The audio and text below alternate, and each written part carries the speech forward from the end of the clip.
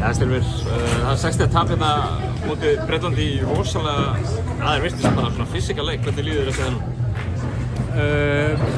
Mér líður alveg ekkert rosalega vel sko. Það hefur verið gaman að taka þetta og fara 2-0 en við vorum bara flatir og það var einhvern veginn mjög sérstök stemning á okkur í dag sko.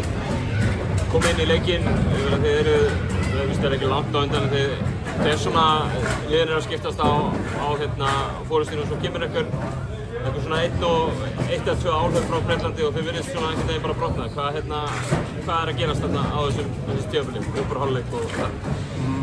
Þeir náttúrulega bara hitta rosalega vel sko og voru erfiðum skotum og við kannski ekki að gera nógu vel í varnarleiknum en svo alltaf þegar við náðum að saxa á þá svara þeir með fljótum 5-6 stigum sem að gera þetta förver og þetta var bara erfitt. Svolítið að láta dómarana fara í töðunar okkur í þessum, kannski eins og oft vill verða í svona fysikal leikjum. Hvað fannst þér halla eitthvað á ykkur í dag eða? Nei, ekki þannig sko. Mér fannst þér bara að dæma svipa báðum meginn sko. Þetta voru einhverjir dómar sem var mjög pirraður út í en mér fannst það allavega ekkert að ráða úrslitum í leiknum í dag eða eitthvað þannig sko.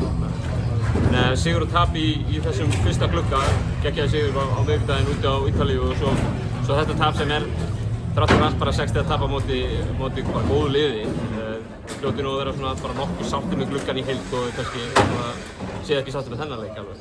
Já, ég meina við unnum Ítalíu og það er náttúrulega stórkostlegt og ef maður hefði vitað 1-1 eftir þennan glugga þá hefði það verið allt í lagi sko. Þannig að maður tekur þessu alveg en það hefði verið gaman að fara 2-0 inn í það.